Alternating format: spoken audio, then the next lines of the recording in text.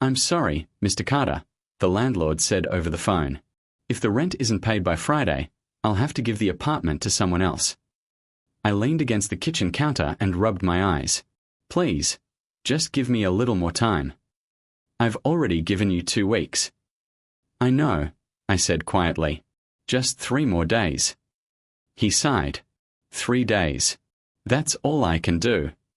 The call ended, and I stood there staring at the cracked kitchen wall. 3 days.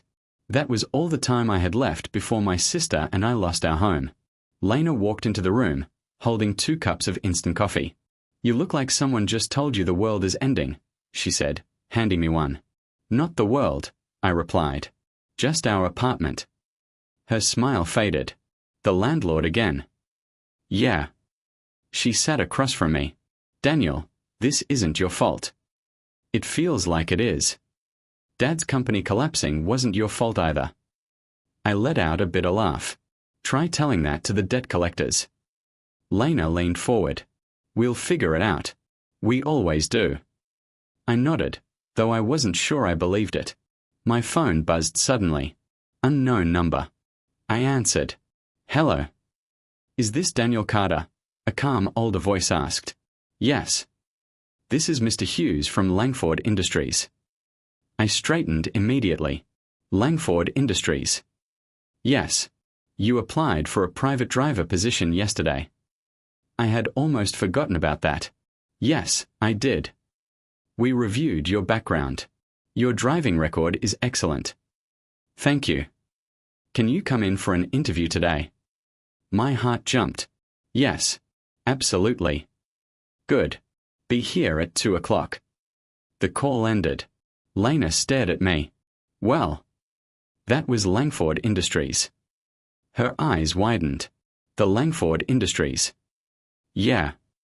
Daniel, that company is huge." "I know." "So what did they say?" "They want to interview me." She jumped out of her chair. "That's amazing." "It's just an interview." "You'll get the job," she said confidently. "I hope so." 2 hours later, I walked into one of the tallest buildings in the city. Langford Industries. Even the lobby felt expensive. A receptionist looked up. "Name?" "Daniel Carter. I'm here to see Mr. Hughes." She made a quick call. 32nd floor. The elevator ride felt longer than it should. When the doors opened, a gray-haired man greeted me with a polite smile. "Daniel Carter." "Yes." "I'm Mr. Hughes." We shook hands. "Thank you for coming," he said. "Follow me." His office overlooked the entire city. "Impressive view," I said. He chuckled. "You get used to it." He gestured toward a chair. "Sit down." I did. He studied me for a moment. "You used to work for Carter Logistics."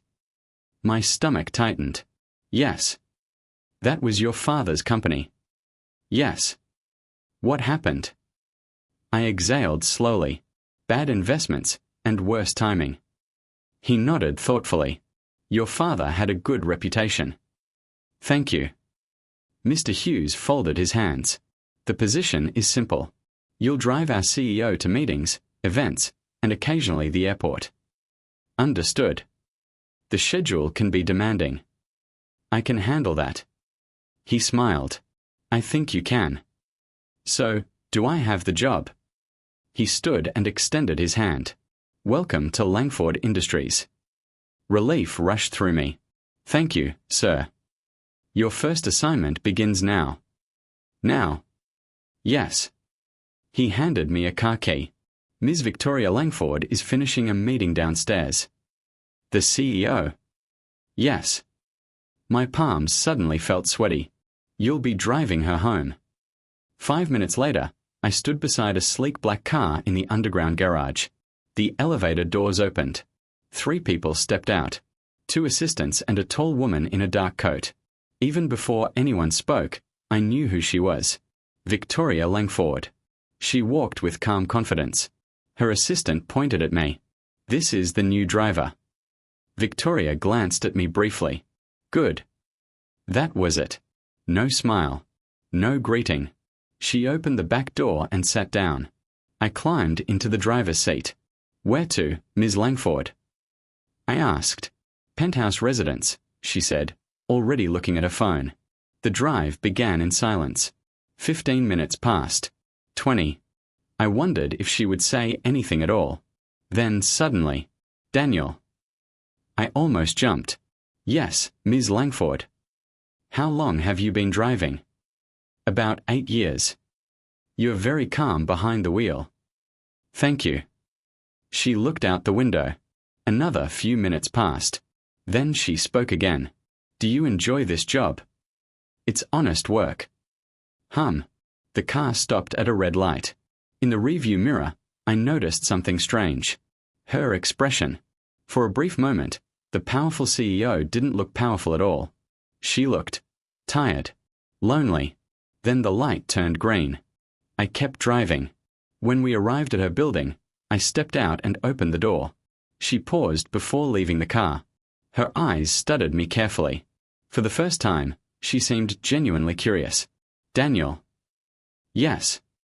She tilted her head slightly. "Why does it feel like you're hiding something?"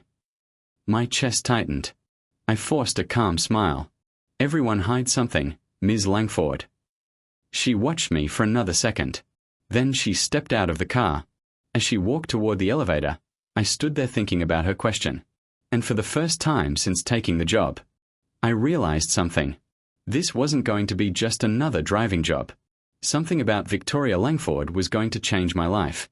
3 weeks passed after my first day driving for Victoria Langford, and every morning started the same way.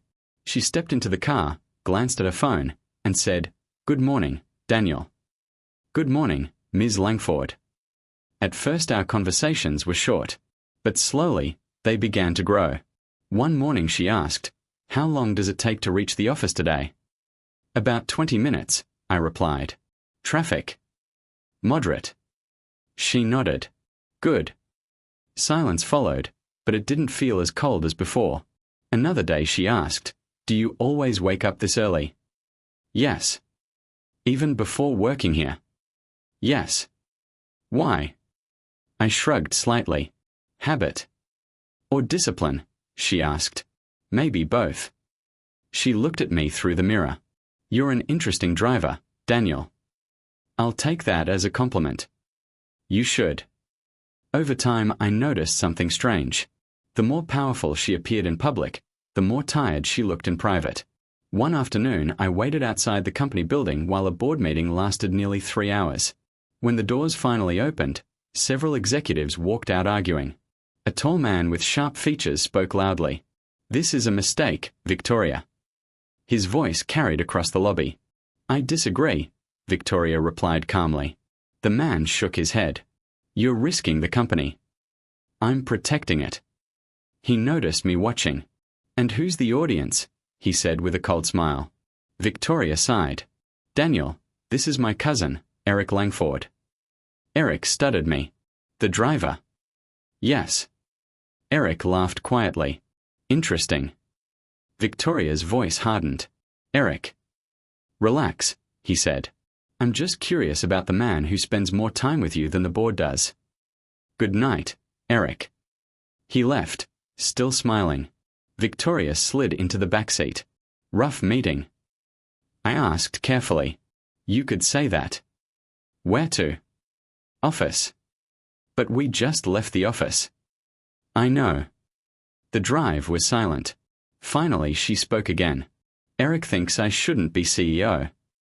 "Why?" "He thinks the company should belong to him." "But it doesn't." "No," she said softly. "It doesn't." A few days later, another executive joined the ride to a meeting. He sat beside Victoria and barely acknowledged me. "Victoria," he said sharply, "these numbers are unacceptable."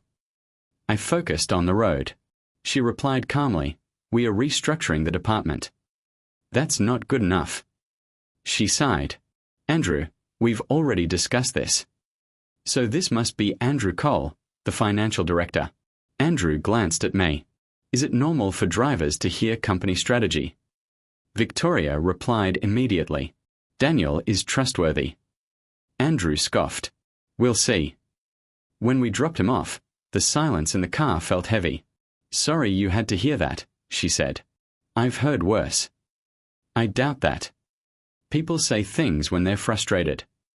She looked out the window. "You're very calm, Daniel." "I try to be." Another evening she asked me to stop at a restaurant downtown. "I'm meeting someone," she said. A few minutes later, a woman stepped outside waving. She wore a bright smile and elegant clothes. Victoria opened the window. "Sophia." The woman laughed and leaned inside. "Victoria Langford smiling? I must be dreaming." Victoria rolled her eyes. "Sophia, meet Daniel." "Hello, Daniel," she said warmly. "Nice to meet you." Sophia looked at Victoria. "You finally hired a driver who looks human." Victoria smirked slightly. "Sophia Bennett, my best friend." Sophia winked. "And unofficial therapist." Victoria groaned. "Ignore her." Sophia laughed. "Dinner tomorrow?" she asked. "Maybe." "You always say maybe." "I'm busy." "You're lonely," Sophia corrected gently. Victoria didn't respond. Sophia patted the door. "Call me." Then she walked away. The ride back to Victoria's penthouse was quiet, but not uncomfortable, just thoughtful. Weeks continued passing. Short conversations turned into longer ones. One evening a storm rolled across the city. Rain hammered the windshield. We arrived at her penthouse building. But she didn't move. "Keep driving," she said suddenly. "Anywhere specific?" "No." So I kept driving through wet streets and glowing traffic lights. Finally she spoke. "Daniel, do you ever feel like you're pretending to be someone else?" "What do you mean?" "Every day I walk into that office and everyone expects me to be strong." "You are strong." "Am I?" "Yes." She shook her head slightly. "You don't see the pressure." "I see some of it. Running a company means everyone watches every decision you make." "That sounds exhausting." "It is." We drove past the river bridge. Her voice grew quieter. "Sometimes I wonder if anyone actually sees me." "I do." She looked up at the mirror. "For someone who talks so little, you say very direct things." "Sorry." "Don't apologize." Rain tapped against the glass. Then she asked something that surprised me. "Daniel, do you have someone waiting for you at home?" "My sister." "No girlfriend?" "No." "Why not?" "Life got complicated." She nodded slowly. "Mine too." We drove for several more minutes before she spoke again. Her voice sounded softer than I'd ever heard. "Daniel." "Yes." She stared out at the rain-covered streets. "Do you think people like me deserve happiness?" I didn't answer right away, because the truth was, I had never heard a CEO ask a question like that. Finally I said quietly, "Everyone deserves happiness." She studied my reflection. "Even people who make difficult choices?" "Yes." "Even people who hurt others without meaning to?" "Yes." She leaned back in her seat. For the first time since I met her, the powerful CEO looked simply like a tired woman trying to breathe. "Thank you, Daniel," she whispered. That night something changed between us. Not dramatically, not suddenly, but quietly. And as I drove through the rain, I realized something unexpected. I wasn't just driving Victoria Langford anymore. I was beginning to understand the woman behind the CEO. And somewhere along the road, something fragile started growing between us. By the second month, Victoria stopped using the other drivers. One morning Mr. Hughes told me, "Daniel, Ms. Langford requested that you handle all her transportation personally." "Only me?" I asked. "Yes." "Is that normal?" He smiled slightly. "Not exactly." When Victoria entered the car that morning, I said, "Mr. Hughes told me something interesting." "What did he say?" she asked. "That I'm apparently your full-time driver now." She looked up from her phone. "Do you mind?" "No." "Good. You could have used anyone else." "I prefer you." "Why?" "You don't talk too much." I laughed quietly. That's a strange compliment. It's an honest one.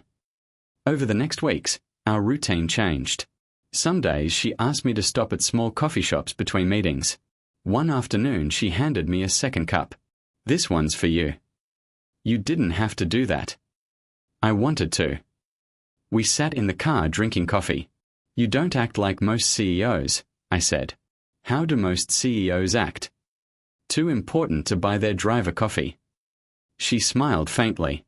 "Maybe I'm not most CEOs." But not everyone saw it that way.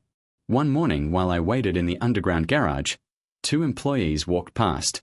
"Is that him?" one whispered. "The driver?" "Yeah, the one always with Ms. Langford. They say she only trusts him." I pretended not to hear, but whispers kept growing. Then one afternoon everything exploded. I was standing beside the car when Andrew Cole walked into the garage. He stopped when he saw me. "Well," he said loudly, "the famous driver." I stayed quiet. He walked closer. "Tell me something, Daniel." "Yes, sir." "Do you enjoy pretending you're important?" "I'm just doing my job." He smirked.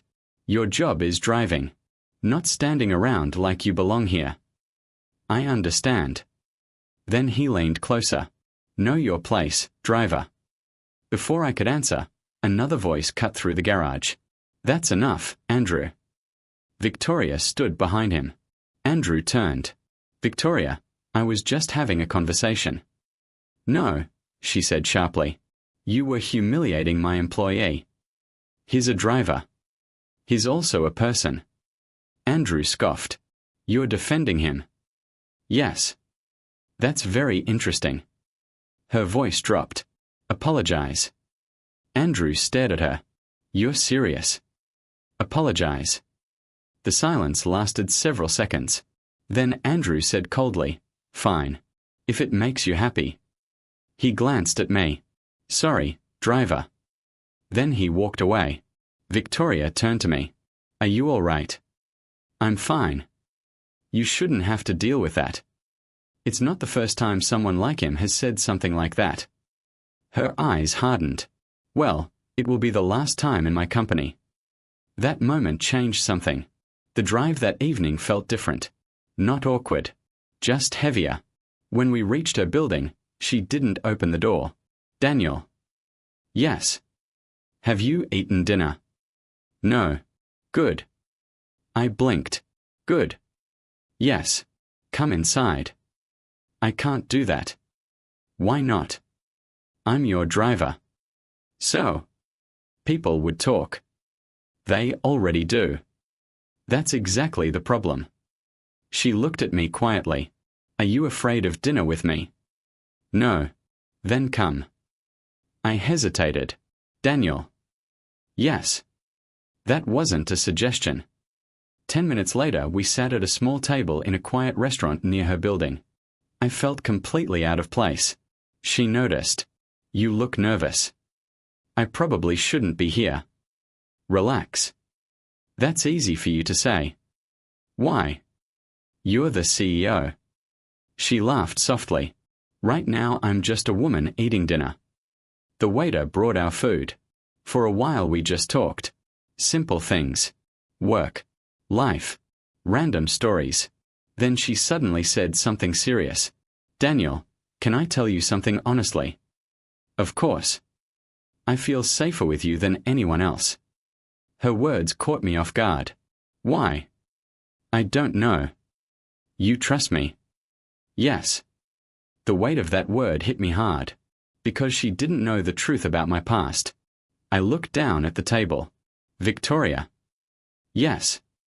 "There are things about me you don't know." "There are things about everyone I don't know." "That's different." "Why?" "Because if you knew everything, you might not trust me." She leaned forward. "Daniel, I trust what I see." "And what do you see?" "A good man." My chest tightened. "Victoria." "Yes." "You shouldn't get too close to me." "Why not?" "Because someday you might regret it." She studied my face. Then slowly she reached across the table. Her hand rested near mine. Not touching. Just close enough. Her voice became softer. "Daniel." Yes. What are we doing? I looked at her hand, then at her eyes, and in that moment I understood something clearly. This wasn't just a friendship anymore. It wasn't just a job. Somewhere along the way we had stepped past a boundary neither of us meant to cross, and there was no easy way back. After that dinner, things between Victoria and me quietly changed. At work, everything looked normal. In private, nothing felt the same. One evening she entered the car and said softly, "Good evening, Daniel." "Good evening, Ms. Langford." She raised an eyebrow. "Still calling me that?" "We are at work." "Fair enough." The moment we left the office building, she said, "Now you can call me Victoria." I smiled. "All right, Victoria." The word felt strange and natural at the same time. Some nights we drove for hours after her meetings ended. One night she said, "Let's not go home yet." "Where do you want to go?" "Anywhere quiet." So I drove toward the river. We sat there watching the lights reflect on the water. "You're very quiet tonight," she said. "I'm thinking." "About what?" "You." She laughed softly. "That sounds serious." "It is." "What about me?" "I'm trying to understand you." "And what have you learned so far?" "That being CEO is the loneliest job in the world." She looked down. "You're not wrong." But while our connection grew stronger, something inside me kept tightening, because there was a truth I hadn't told her. And every day that truth felt heavier. One night she asked suddenly, "Daniel, what did your father do?" The question hit me harder than she realized. He owned a transportation company. Owned? Yes. What happened to it? I hesitated. It collapsed. She looked curious. I've heard of many companies collapsing. Which one was it? Carter Logistics. Her eyes widened slightly. I know that name. Most people in business do. It was a competitor of ours years ago. I know. She studied me carefully. But that was before I became CEO. I know. You sound like you're defending me. I'm not blaming you. She stayed quiet, because the truth was complicated. My father's company had competed with Langford Industries. When we collapsed, Langford acquired some of our assets. Technically, it was business. But emotionally, it was much more. Victoria finally said, "I'm sorry about your father's company." "Thank you." "Did you lose everything?" "Almost." She looked at me with sympathy. "Daniel, why didn't you tell me that earlier?" "Because I didn't want you to think I took this job for revenge." She shook her head immediately. "I never thought that." "I know." But someone else did. The next morning, I overheard something strange in the company garage. Eric stood near the elevator speaking on his phone. "Yes," he said quietly. "I want a full report." A pause. Everything about him. Another pause. Yes. His past, his family, his finances. My stomach tightened. Then Eric said a name. "Your name was Marcus Doyle, right?" I froze. Eric continued. "Good. Then start digging." The elevator doors opened and he walked away. I stood there staring at the floor. Someone was investigating me. Later that week, I noticed a man sitting in a car across the street from Victoria's building.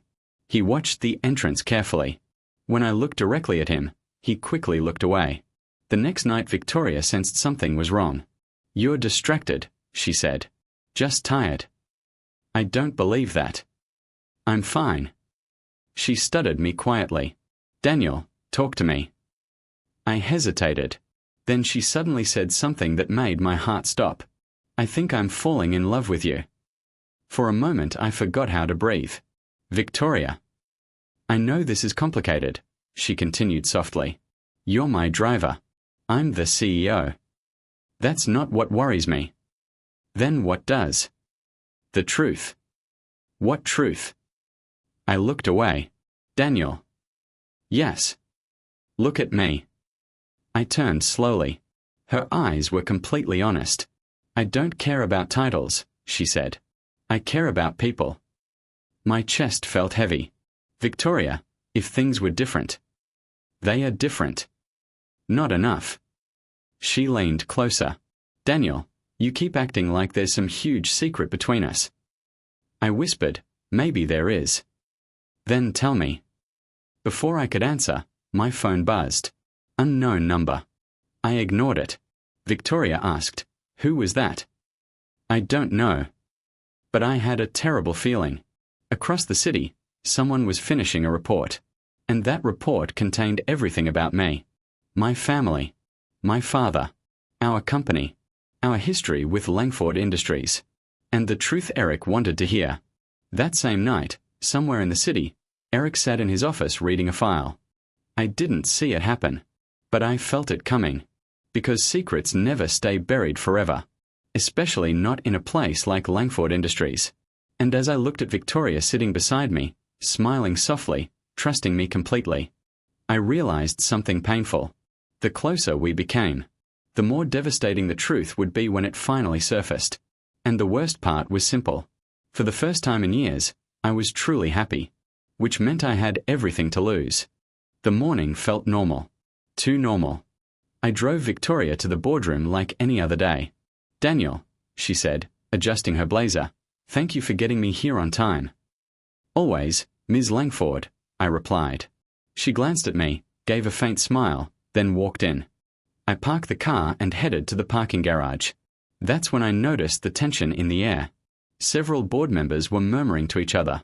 When the meeting started, I was outside, waiting to pick her up. But through the glass walls, I could see everything. Eric's voice cut through the room. Before we begin, I think everyone deserves to know something about our new driver. The room went silent. Victoria frowned. What do you mean, Eric? I mean, Daniel Carter isn't just your driver. His smile was sharp, calculated. He has a history. A history most of you might find disturbing. What are you saying? Victoria's voice was calm but tense. Eric turned toward the board. Daniel's family once owned Carter Logistics, a company that competed directly with Langford Industries. When it collapsed, he claims it was luck or timing, but in reality, his father's assets were strategically acquired by Langford. Daniel knew what was at stake. And now, he's here, working close to Victoria, possibly to manipulate her and gain revenge. The board murmured. Some faces twisted in surprise, others in disgust. I froze. Victoria's eyes widened. She looked at me across the table. Daniel. Eric continued, ignoring her. He's close to the CEO, knows our schedules, our weaknesses. We should all be aware of who we are dealing with. Stop. Victoria's voice finally cut through. Eric, this is enough. He laughed. I think it's just beginning. I wanted to stand up, explain, but my legs refused to move. My mind was racing. Every memory I had carefully buried, the night my father lost the company, the years of struggle, my reason for taking this job, was now twisted into an accusation. The meeting ended abruptly, but Victoria didn't come out immediately. I waited in the lobby. My hands were shaking. Finally, she appeared. Her eyes were cold, unreadable. We walked in silence to the elevator. Once inside, she turned to me. Tell me the truth. Were you using me? I opened my mouth. Victoria, no, You were lying to me, she interrupted sharply. All this time, pretending, working here under false pretenses. No, it's not like that. I didn't come here for revenge. I never. You knew what Langford Industries did to your family. Her voice cracked. And yet you were here, close to me, manipulating me. I swear, Victoria, I never meant to hurt you. I'm not like that. Her eyes hardened, filled with anger I had never seen before. I trusted you. I felt a sharp pang in my chest. I wanted to reach for her hand, to explain everything, but she stepped back. Daniel, she said, her voice barely above a whisper. I never want to see you again. I opened my mouth to protest, but before I could say anything, security appeared. Mr. Carter, please come with us. I glanced at Victoria. Her gaze was steady, distant, and unmoving. My heart twisted. Outside, the garage was empty except for the rain drumming on the concrete. Daniel, she started, but stopped. Her lips pressed into a thin line. She wouldn't say another word. Security guided me to the exit. I felt every pair of eyes on me as if the entire building judged me. "I'm sorry," I whispered to myself. "Sir, please move along," one guard said. The hum of traffic outside felt deafening. My briefcase, my keys, my uniform, all meaningless now. I walked to my car, hands trembling. I tried to start it, but nothing came out. My chest was tight. I thought about Victoria. The dinners, the drives, the conversations. Everything I had hoped for, everything I had dared to imagine, now shattered. I remembered the last thing she said to me before security took over. "I never want to see you again." Her words echoed in my mind. I sat in the car, staring at the rain-slick street. The humiliation was unbearable. Not just losing the job. Not just being accused in front of everyone. It was the look in her eyes.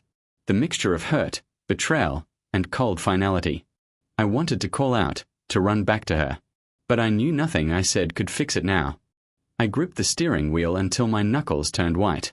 And in that moment, I realized that losing her trust hurt more than losing everything else. I started the car, driving aimlessly through the city. Rain blurred the lights, mirrored my blurred thoughts. Somewhere deep inside, I knew this wasn't just about a job anymore. It was about the woman I had fallen for, the life I had almost dared to dream of, and the devastating truth that dreams don't always survive reality. I drove until my vision blurred, repeating her words silently. "I never want to see you again." And I had no answer. No way to undo what Eric had done. All I had left was the hollow ache of loss, the weight of betrayal, and a heart shattered by the only person I truly cared about. Months passed, and I struggled to rebuild what I'd lost. I woke up every morning, staring at my small apartment ceiling, trying to make sense of everything. Lena came in one day, holding 2 mugs. Still thinking about her. I rubbed my face. Every day. "You can't go back," she said softly. "Not now." I know.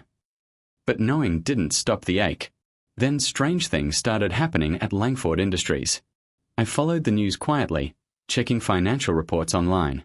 Victoria's company was faltering. Her decisions seemed off. Investments that were safe suddenly became risky. Profits dropped. Rumors swirled. I frowned. Something wasn't right. One evening, my phone buzzed. Unknown number. "Daniel," a familiar voice said. "It's Mr. Hughes." "Mr. Hughes?" I asked, surprised. "I've been watching from behind the scenes. I need to tell you the truth." "About what?" "About Eric. He framed you." I froze. "Framed me?" "Yes. All those reports about your father, about your motives, that was him. He wanted you gone from Victoria's life." My chest tightened. "But why?" "Ambition. He wanted control of the company and feared anyone close to Victoria who could influence her decisions." I sat down, gripping the edge of the table. "Eric, he's been manipulating her finances too. Risky investments, bad deals, slowly destabilizing her position." I couldn't breathe for a moment. Victoria, she was in danger, and I wasn't there to protect her. "What about my father's company?" I asked quietly. "There's more," Mr. Hughes continued. "Your father's company didn't actually fail. Eric sabotaged it years ago. He wanted Langford Industries to rise at your family's expense." I clenched my fists. "All these years." "Exactly. That's why he targeted you now. He wanted to remove you from Victoria's life completely." I ran my hands through my hair. Rage, hurt, and disbelief collided inside me. "I thought I'd lost everything," I whispered. "But it wasn't just my fault. I was played." "You were," Mr. Hughes confirmed. "And now, Daniel, you have a choice. You can let this continue, or you can fight back." I paused. My thoughts swirled. Victoria, her eyes, that anger, that betrayal, it all came rushing back. I can't just watch her suffer. Not after everything I know now. "Then it's time," he said. "Time to get justice. Not just for your family, but for her too." I closed my eyes. Pain turned into determination. "No more hiding," I said to myself. "No more running. If Eric thinks he can destroy everything, he's wrong. What about Victoria? I asked quietly. After everything, will she ever trust me again? She's strong, Mr. Hughes said. She'll understand if you act carefully. But first, you need a plan. I nodded. My mind raced. Step 1. Gather proof of Eric's manipulations. Step 2. Protect Victoria. Step 3. Expose him completely. I have to do this, I said. Not for revenge, for justice. Yes, Mr. Hughes replied. And remember, Daniel, sometimes justice isn't just about righting the past. It's about protecting the future. I sat back, feeling a new fire ignite inside me. Months of humiliation, betrayal, and helplessness had shaped me into something different. I won't let Eric win, I whispered. Not this time. And Victoria, I added softly. I won't let anything happen to her. The city lights glimmered outside my window, blurred by the rain, but inside, I saw clearly for the first time in months. My past didn't define me. Eric's schemes wouldn't control me. And this time, I was ready. For the first time in what felt like forever, I felt alive. Determined. Focused. Justice was no longer just a thought. It was a mission. And I would stop at nothing to see it done. This wasn't just about love anymore. It was about righting the wrongs that had haunted my life. And I knew exactly where to begin. With Eric. With Langford Industries. With Victoria. I would reclaim everything. I would not fail. Not this time. Not ever. The night stretched on outside, dark and endless. But inside me, a plan was forming, sharp and unstoppable. Eric had no idea what was coming. And neither did anyone else. Because Daniel Carter, driver, son of a betrayed family, was no longer just surviving. I was ready to fight. And this time, I would win. The first thing I did was call Mr. Hughes.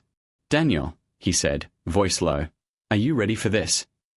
I have to be, I replied. I can't let Eric keep hurting Victoria, or my family. Good. We'll start quietly. Follow my lead. We met at a small cafe downtown. Mr. Hughes slid a folder across the table. This is a start, he said. Suspicious transfers, unusual contracts, emails that don't match the official records. Everything points to Eric. I nodded, flipping through the pages. I knew he was ambitious, but this is insane. It's methodical, Hughes said. He planned this years ago. I ran a hand through my hair. Where do we start? We need help. Someone brilliant with corporate law, he said. Clara Nguyen. She worked on fraud cases bigger than this. I swallowed. Do you think she'll help? She will. She doesn't like people who exploit power for selfish gain. The next day, we met Clara in a glass-walled office. Mr. Hughes, she said, shaking his hand. Then she looked at me. You're Daniel. Yes, I said. I don't know how to fix this, but we have to. Clara nodded, opening her laptop. Show me everything. Hours passed. Suspicious bank transfers, offshore accounts, falsified contracts. It was overwhelming. She's being set up, I whispered. Victoria has no idea. Clara glanced at me. That's exactly why we have to act carefully. One wrong move and she'll be the one blamed. Then Hughes added, we are not the only ones looking into him. There's David Ross, former employee. Eric forced him out, but he knows everything. I immediately called David. A week later, he met us in a quiet park. You don't know how much I wanted to speak, he said, glancing over his shoulder. Eric, he's dangerous. I know, I said. That's why we need your testimony. David nodded. I have documents, emails, even some recordings. He was meticulous. Every step of my resignation was planned to make it look like I quit willingly. I clenched my fists. So everything, from my father's company to the board meeting, it was all him. Yes, David said flatly. He's been manipulating everything, and he knew exactly how to frame you. I stared at him. Victoria, she still doesn't know. She won't understand until she sees it all, Clara said. You have to gather proof first.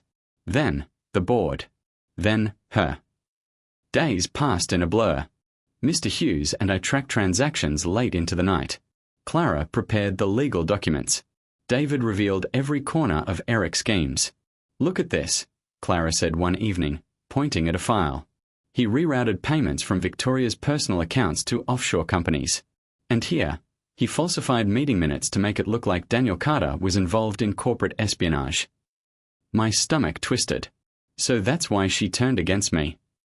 "Exactly," Hughes said. "He wanted her to lose trust. To remove you." Clara closed the laptop. "Everything's coming together. Once we present this, Eric won't have a choice. But timing is crucial. Victoria needs to see the full picture, not just pieces of it." I nodded. "I want her to understand. Not just because I love her, but because she deserves the truth."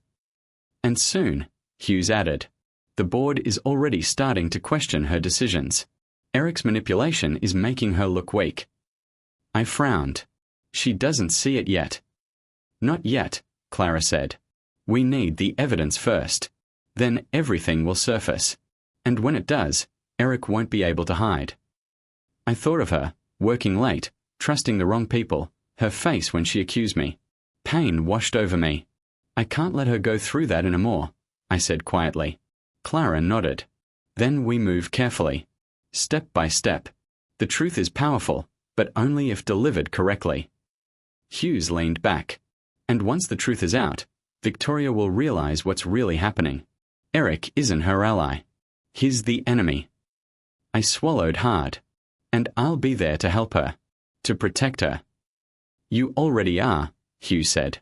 As we left the office, I felt something shift inside me. Determination. Anger. Hope. Eric had spent years building his plan, but he hadn't counted on us working together, or on my resolve. And soon, the truth would begin to surface, not just for the board, not just for Victoria, but for me too. The betrayal, the humiliation, the years of silence, it was ending. And this time, justice wouldn't wait. I was ready, and Eric wouldn't see it coming. The boardroom was tense when I walked in. "Daniel." Victoria's voice trembled. "Yes," I said quietly. "I need to show everyone something." Clara stood beside me, holding a laptop. "This evidence proves everything Eric has done," she said. Victoria's eyes narrowed. "I don't want to believe it." "You should see it anyway," I said. Clara projected the files onto the screen. Financial transfers, falsified contracts, emails, even recordings. Eric shifted uncomfortably. "This is fabricated," he barked. "Actually," Clara said, "every transaction and email has been verified. Every signature matches official records." Victoria leaned forward, squinting at the screen. "Daniel, is this true?" "Yes," I said. "Eric sabotaged my father's company years ago.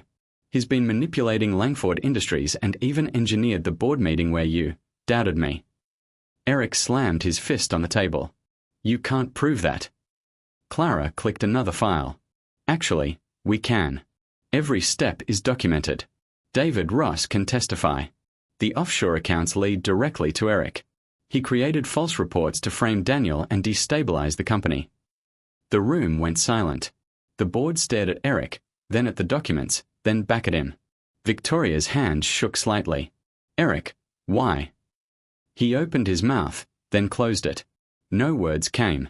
"Do you have anything else to say?" Clara asked. Eric's face turned red. "This is ridiculous. Daniel." "Sit down," Victoria said firmly. Her voice was sharp, commanding. He glared at her, then slowly sank into his chair. Clara continued. "All evidence points to a single conclusion. Eric manipulated the company, framed Daniel, and sabotaged both his family and Langford Industries."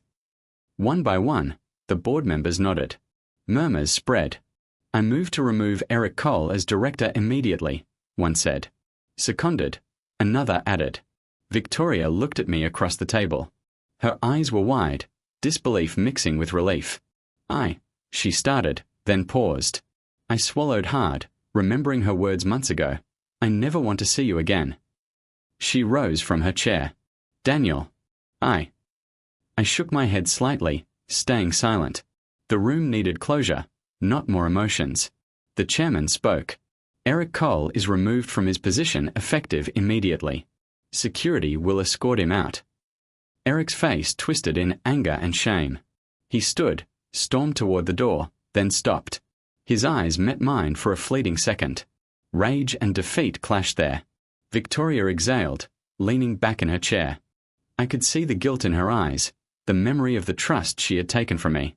"You saved this company," she whispered, almost to herself. "I just did what needed to be done," I said. She looked away, biting her lip. Her hands trembled slightly. You believed in me when no one else did," she added softly. "I never stopped believing," I said. The board murmured, still processing the evidence, still digesting Eric's downfall. Victoria met my eyes again. For the first time in months, there was no anger, no accusation, just relief and a flicker of regret. Her lips pressed together as if she wanted to apologize but couldn't find the words. I shouldn't have doubted you," she admitted quietly. I nodded. "I understand." The room cleared gradually. Board members left, still talking about Eric's betrayal. Clara gave me a small nod, satisfied. Victoria stayed behind, standing across from me. "Daniel, after everything, I held her gaze. "It's over now." She hesitated, eyes glistening. "It should never have happened." "No," I agreed. "But now it's right." She swallowed, looking down. I can't forget what I said before." "I know," I said softly. "Neither can I." But outside the window, the city light shimmered, and for the first time in months, I felt a strange calm. Eric was gone. Victoria was safe. The truth was out. And even if the past couldn't be erased, the future, that was still mine to claim. Victoria asked to meet me in her office the day after Eric's removal. I hope this isn't a mistake," I said as I entered. "It's not," she replied softly, closing the door behind me. I froze for a moment. She looked different. Less distant, less powerful, more human. "I was wrong," she said quietly, eyes on the floor. "About everything. About doubting you." I swallowed. "Victoria." "I should have trusted you," she continued. "I let Eric's lies. I let my own doubts destroy what we had." "You weren't the only one," I said. "I should have told you the truth from the start." Her eyes lifted. "The truth." I took a deep breath. My father's company didn't just collapse. Eric sabotaged it. He framed me. That's why I took this job. I didn't want revenge. I wanted to protect you and make sure I could survive. Her lips trembled. I had no idea. "I never blamed you for the past," I said. "I never wanted you to feel responsible. I wanted to be honest with you now, before it's too late." She nodded slowly, absorbing my words. "I understand. And I'm sorry. For everything. For accusing you.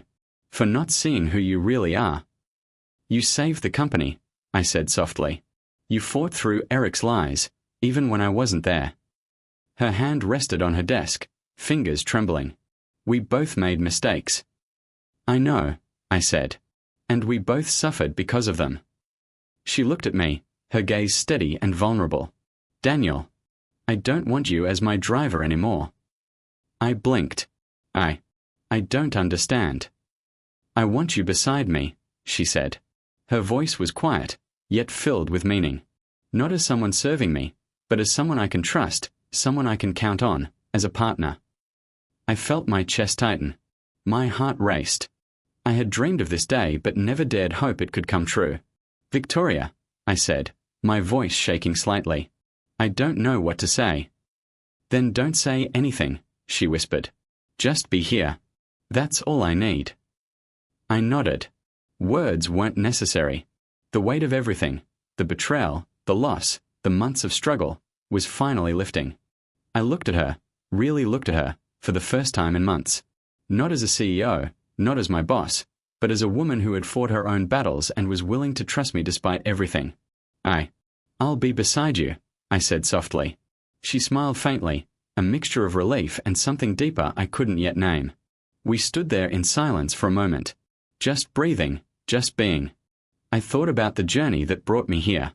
The long drives, the late-night conversations, the pain and humiliation, the rage and determination. I started as just a driver. I lost everything. I fought back. I reclaimed the truth. And now, I had her trust, her forgiveness, and the chance to build something real together. Justice had been served. Lies were exposed. And finally, I had found the woman who truly saw me. Beside me, not above me. Not as my boss. Not as a stranger. But as someone willing to take a chance. And for the first time, I let myself believe that second chances could be real. I looked out at the city lights, their glow reflecting in her eyes. We had survived betrayal, deceit, and heartbreak. And now, maybe, finally, we could start again. Not as CEO and driver, but as equals, partners, together. And I knew, in that quiet moment, that everything I had endured had led me here. To justice, truth, and her. The woman who had finally seen me.